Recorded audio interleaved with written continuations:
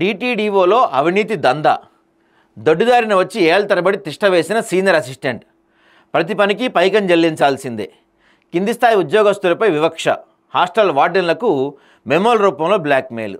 అది సార్ ఒక మెన్యూ పెట్టుకుంటాడంట, ఏ పని కావాలి, ఎంత కావాలి, ఆ పనికి ఎంత చెప్తే ఆ మెన్యూ ప్రకారం ఈయన పెట్టుకుంటాడంట సారు.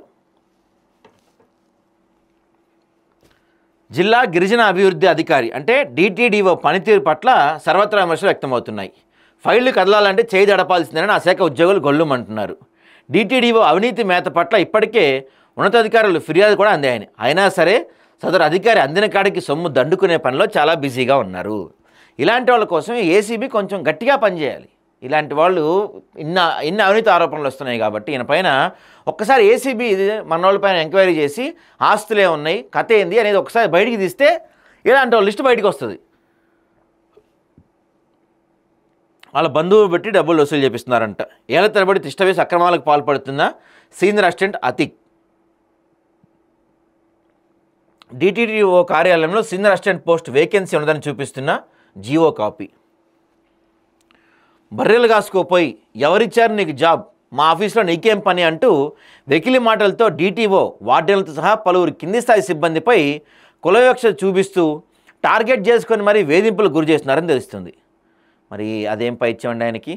సబార్డినేట్ సీనియర్ అసిస్టెంట్ ఉద్యోగాలు ఖాళీగా ఉన్న నియామకం చేయకపోవటం, గ్రేడ్ 1 ఉద్యోగస్తులకు ప్రమోషన్లు రాకుండా అడ్డుకుంటూ ముడుపులు ముట్ట చెప్తేనే ఫైల్కి ముందులు కదలటంతోనే అనే ఆరోపణలు ఉన్నాయి.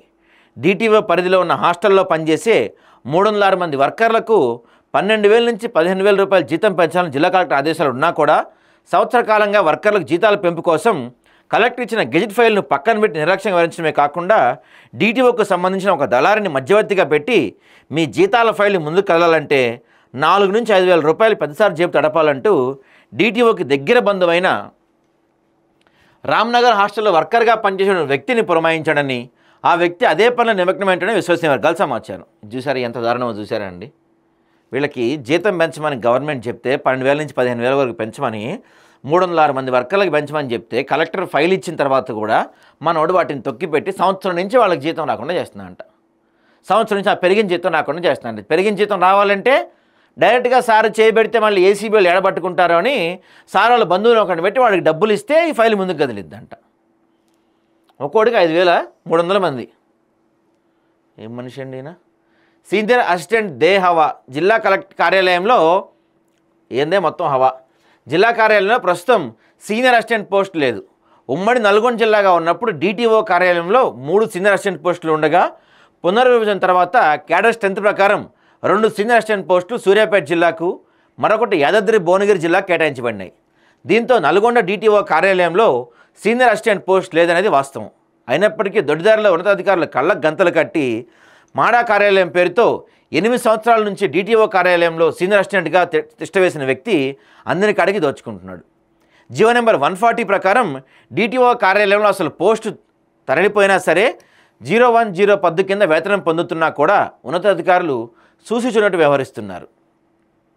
గిరిజన శాఖ, రెవెన్యూ శాఖ మధ్య ఉన్న అక్రమ లావాదేవీలకు ఈ సీనియర్ అసిస్టెంట్ వారధిగా మారారని, నకిలీ సంతకాలు, తప్పుదారి పట్టించే విధానాలు ప్రోత్సహిస్తున్నాడని, మరియు ఎస్టాబ్లిష్మెంట్, బడ్జెట్లు, బదిలీ, ప్రమోషన్లు, నిబంధనల వక్రీకరణ అన్నీ ఈ ఒక్క రాజులో ఉండటం పరిపాలన అవకతవకలు ఉదాహరణగా చెప్పవచ్చు.